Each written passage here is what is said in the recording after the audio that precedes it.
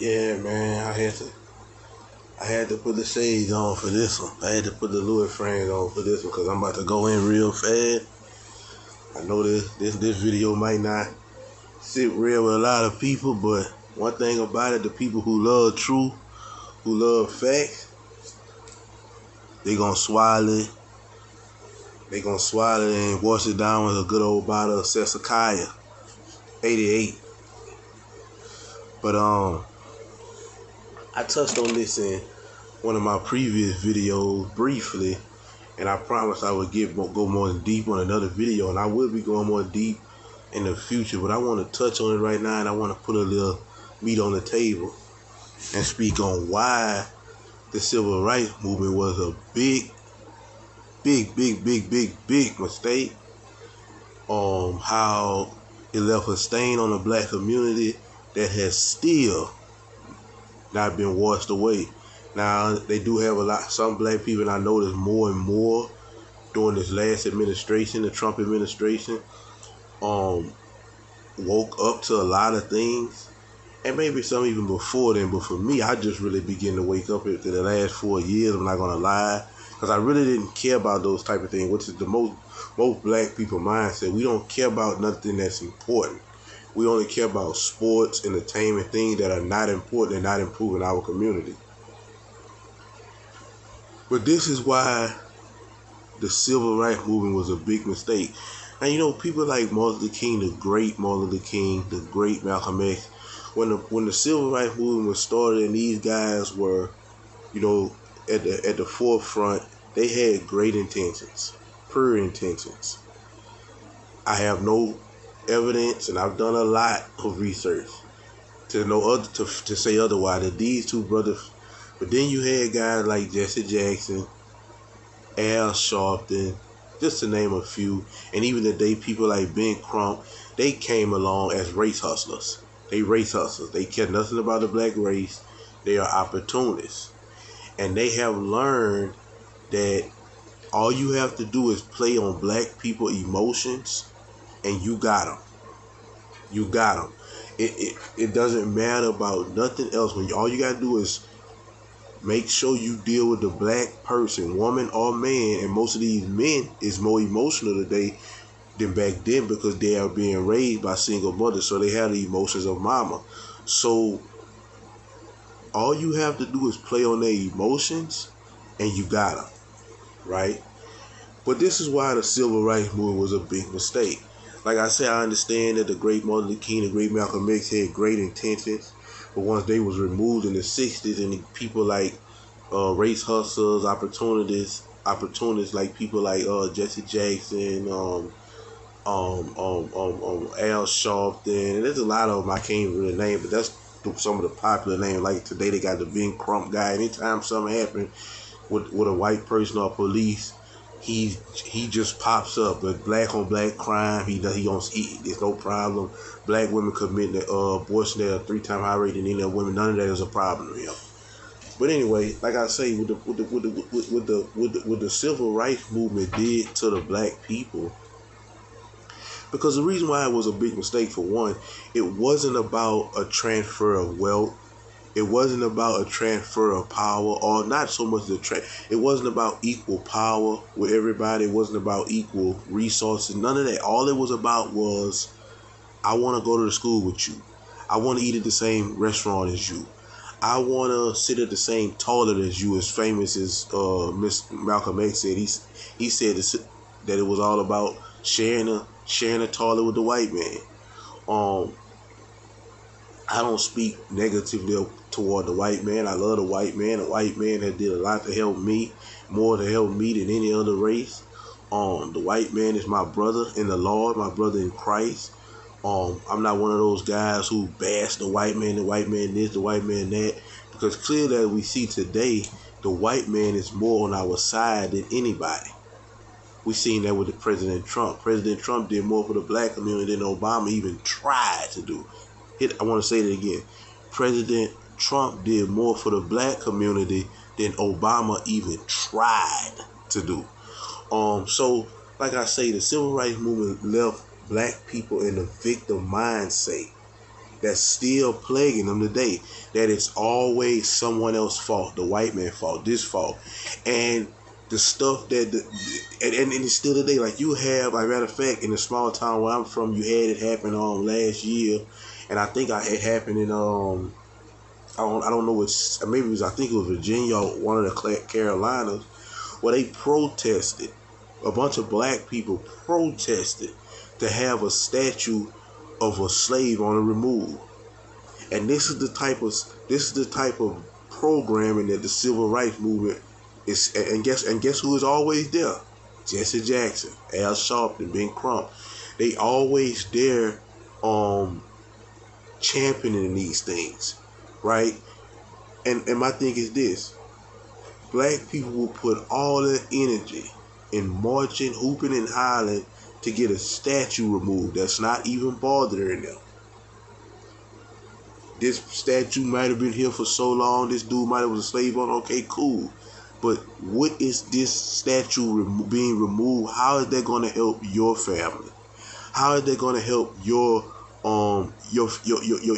family tree, your children, anything in your life by this statue being removed? But you know what? It's not going to help anything. But guess what it is going to do to a small-minded person? It's going to make them feel better. Right?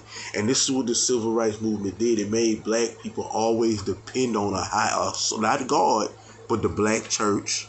Not God, but the preacher. Not God, but a civil rights leader. They always want to follow a leader, and they've been trained to believe in, I gotta do this to get this, which is never bringing any real.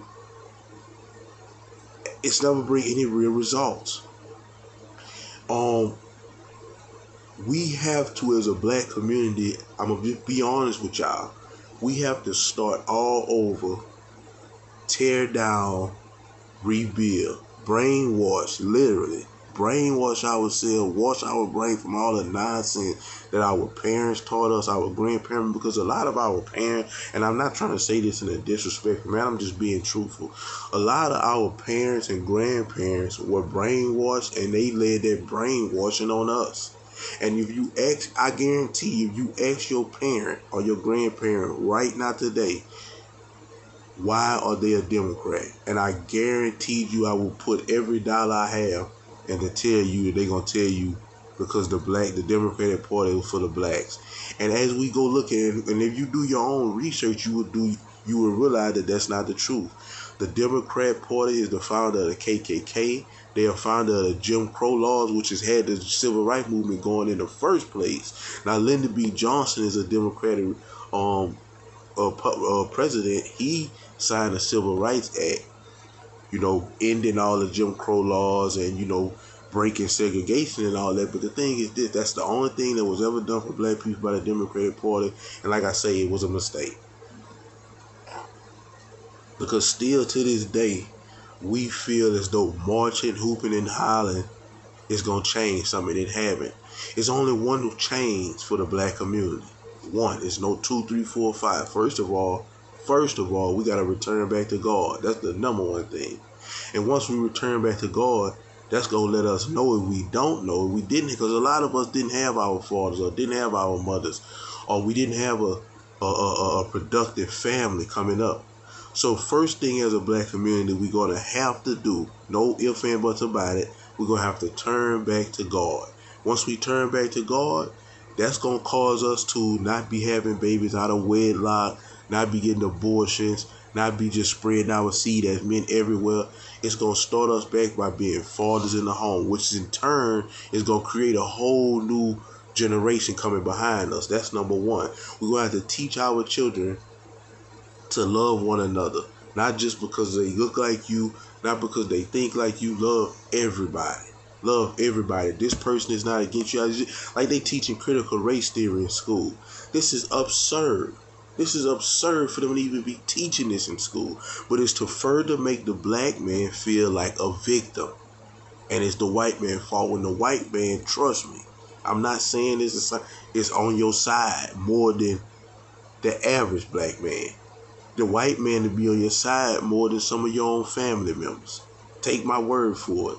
You could call me a coon, Uncle Tom, whatever you want to call it. I wear that with pride because I know what I'm 33 and I know what my life, I know what I done lived in my life. But what I will say is this here. We have to return back to God, rebuild a family by rebuilding a man, and we're gonna have to go and and that's just how it's gonna have to be. We're gonna have to tear everything down.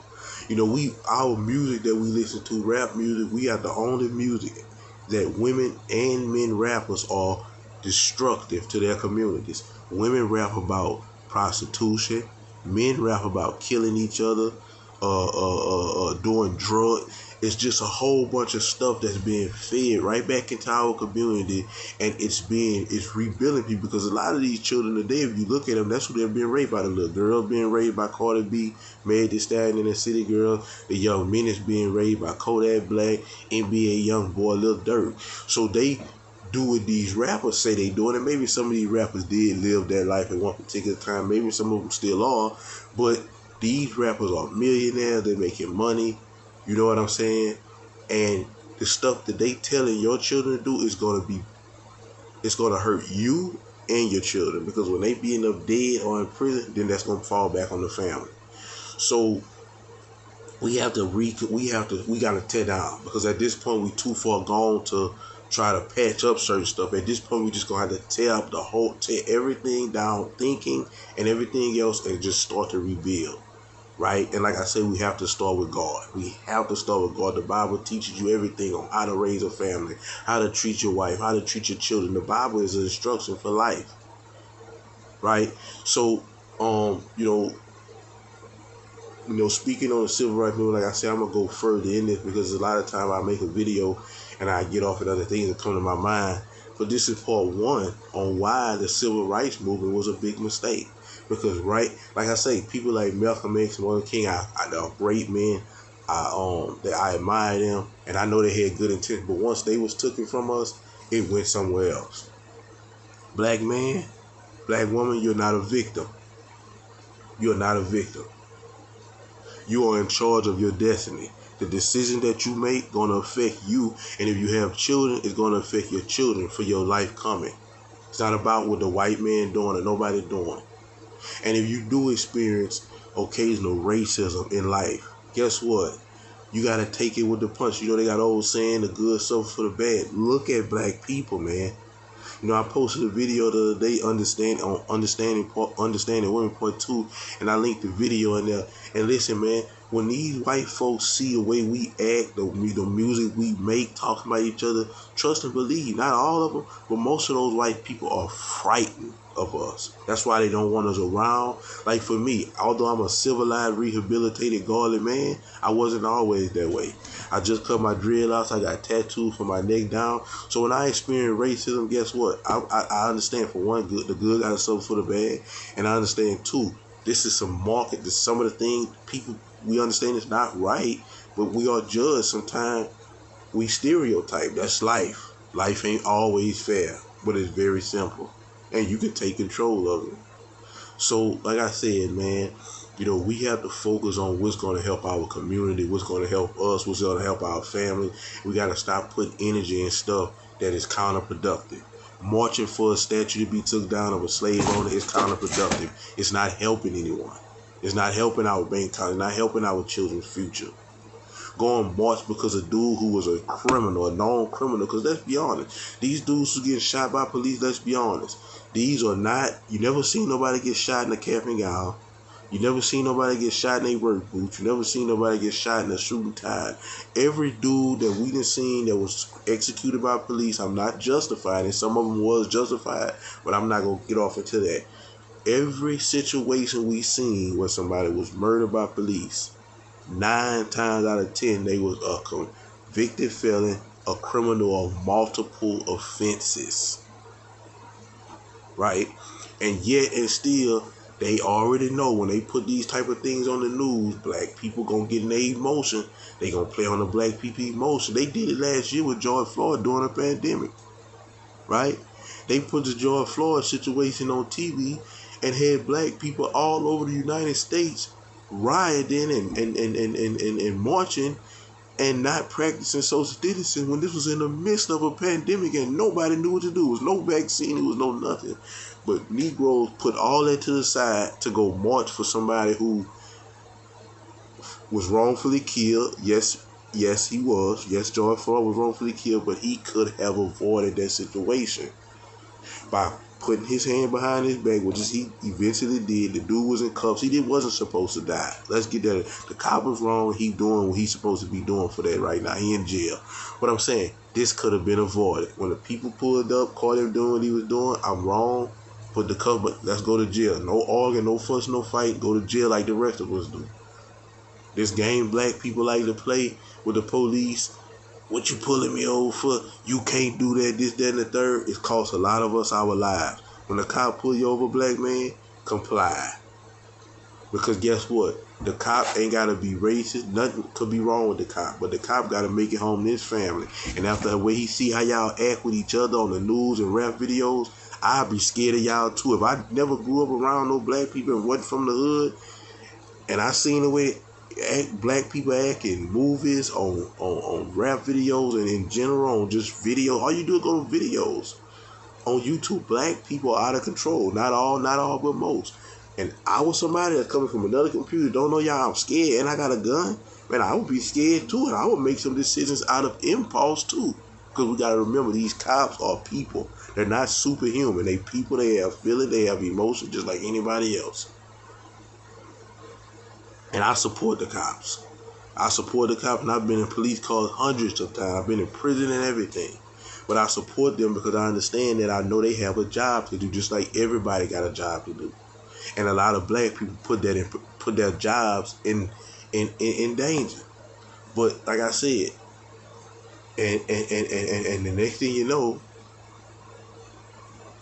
they do something they was forced to do, whether by impulse or whether they wanted to do it. Because we understand they got racist police, they got racist black, we got racists of all races. We understand that. They do have racist police officers.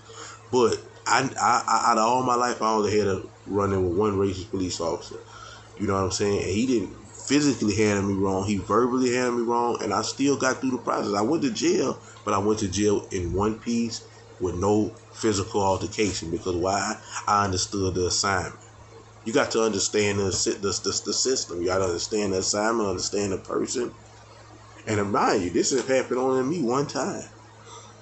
And then here it is, these type of situations happening. We all in the street marching, and guess who's going to pop up? Ben Crump, Al Sharpton, and Jesse Jackson. To play on the black people emotion and make it feel like they victims, and make it feel like cops just riding around killing people, and all this stem back from the civil rights movement. We gonna march, hoop, and holler. And they not doing that. Jesse Jackson, Ben Crump, Sheila Jackson Lee, Maxine Waters, all these people who be pushing all that, these people stay in $1 million gated communities right next to the people that they say oppressing you. Black man, black woman, wake up. Y'all being used. And that's what the civil rights movement was. After the great Martin Luther King and Malcolm X passed away, everybody else, all they did was seeing that they can use black people for political power, for money, and to remain in their positions. And to make the black person feel like they're the savior when they're not. God is the savior. Thank y'all for watching this video, man. I will be coming with another part 2 to why the civil rights movement was a big mistake. Thank you for watching.